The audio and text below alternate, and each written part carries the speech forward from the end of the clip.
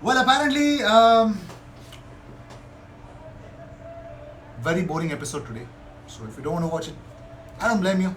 I don't blame you. But I had to get some news. There is some sort of news that we can actually ponder about as to what is happening at Arsenal at the moment. So, of course,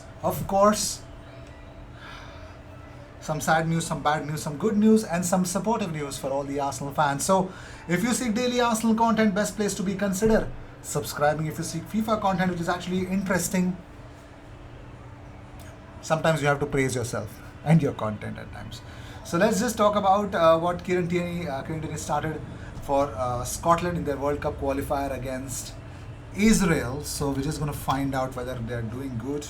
So Israel football, national football team, what are they doing? Oh no, he'd be starting in some. By the time I'm actually shooting this episode, the game is not started yet. So Kieran Tierney is starting the game, by the way.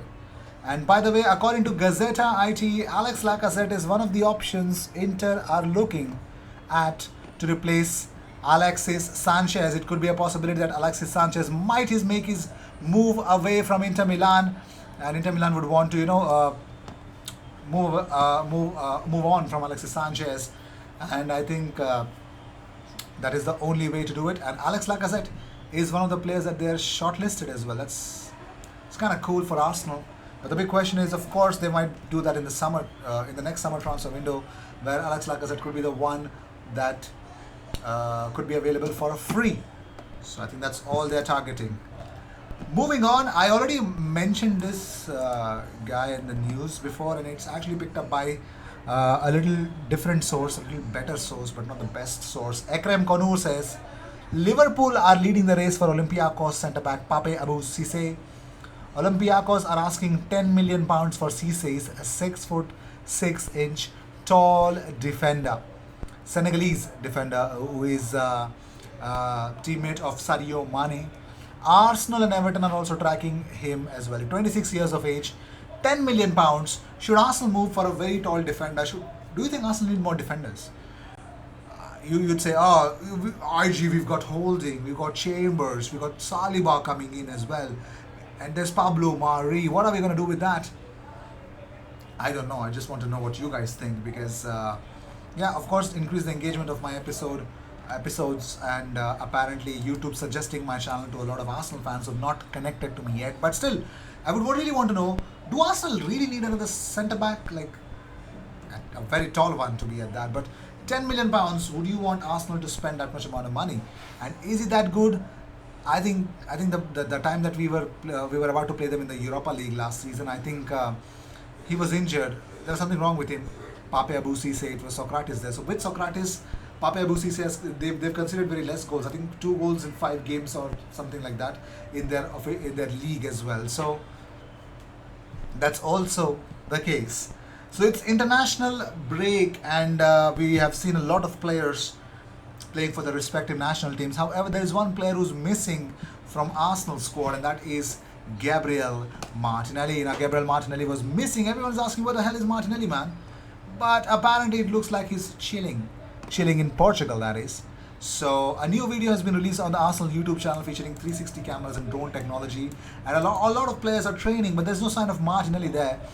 So Martinelli is he actually uploaded an image of himself relaxing in a pool on his Instagram stories with his location as Lisboa, which is Lisbon, which is Portugal. So it would appear that the youngster has been granted some time off to recharge his battery in Portugal. So it's good that I don't know if he was granted that break. It's kind of cool, but I'm pretty much sure whatever happens at Arsenal, it actually it goes through Mikel Arteta and company. So I'm pretty much sure this is definitely a planned break. But yes, let's talk about Lautaro Martinez for now. So before doing that, well, Eberechi Eze is back out there training. Crystal Palace just posted this on their official Twitter account that Eberechi Eze is back. Is a major fitness boost for them before the Arsenal game, and it was really interesting last time around. So Eberechi Eze is actually a very fantastic player. Arsenal fan, used to play for Arsenal, wanted to sign for Arsenal again. Arsenal never had a plan to get him back. So let's move on. Lautaro Martinez. What was I talking about Lautaro Martinez? Sad and very bad news apparently that he's going to stick with Inter Milan and he's actually signing a new deal with Inter Milan. Speaking to Gazzetta dello Sport, Inter Milan's CEO Giuseppe Marotta, or Beppe Marotta is what he's called as, he says that we are going to announce his extension within 10 days. He is the future of Inter and we want to keep him at the club. However, alone, he's got his magic, but he needs a good support. Like, I think he's done really good this season also, but not as good as what he was last season around. Beside Lukaku, he was a force, man. He was a force to reckon with. He was really good. So bad news is it's pretty much clear that Lautaro might not come to Arsenal soon. Well, moving on, it looks like Karl Hein is actually making a very good name for himself, playing for Estonia, and Estonia beat Belarus 2-0 in a World Cup qualifier on Friday. That could save Arsenal a lot of money, man. If Leno goes away, is Karl Hein very good enough to be a good backup for Bernd Leno? Anyone who's watched Karl Hein, I've watched very less of Karl Hein. He's better than Okonkwo, I can tell you that.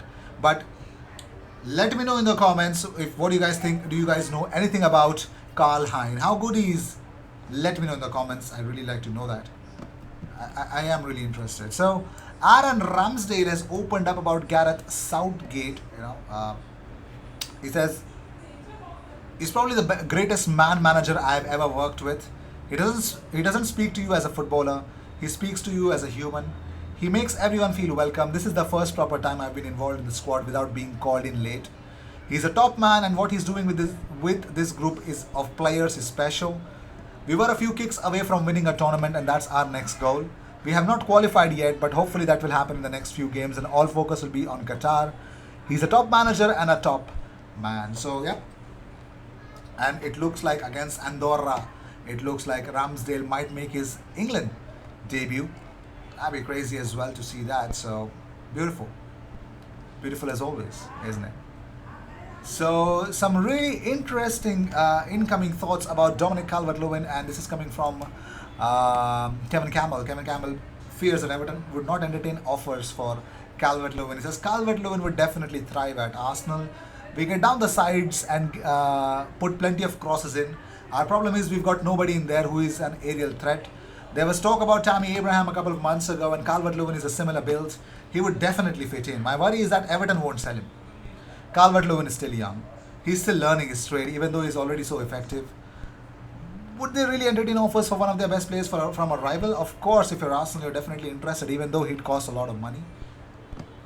So yes, it looks like Calvert-Lewin has 4 years left on his current contract at Goodison Park. 56 goals in 176 appearances for Everton. Would you want him? Would you want him at Arsenal? That's a very, very idiotic question. I just take that back. So, Blackpool chief executive Ben Mansford says that he's still gutted that Daniel Ballard did not sign for them this season again. Well, it looks like he went to Millwall, okay? If you remember, Daniel Ballard went to Millwall and is ruining his opportunities. He says, I was gutted. I'm biased, but I think Dan should have come back and continued his development at Blackpool. But decisions were made that meant he did not. It's a real credit to himself and his young family, and I wish him all the success in the world. Apart from when he plays us. So, ladies and gentlemen, Daniel Ballard is really having a great time, and there are managers who are really feeling sad that they did not sign him on loan deal. So, yes, destined for big things, man. And Danny Cowley hints at Portsmouth transfer plans. They're scouting a lot of Arsenal youngsters that they could target in the January transfer window. Cowley was spotted at Arsenal's under-23 clash with Bournemouth on Wednesday in a 1-1 draw. They took Miguel Aziz on loan, but they want more, and they are looking at more Arsenal youngsters. So let's see. He says it's always good to keep an eye on the young players in the Premier League and Championship, is what he said. Going back to the summer window, it was almost impossible to get to watch these developmental games because of the pandemic. There's nothing better than watching players live when you're making decisions. They're making decisions based on Arsenal. So Arsenal players. So let's see who they are targeting in the next window. I'll see you in the next one. Until then, cheers, and don't forget to subscribe. Cheers.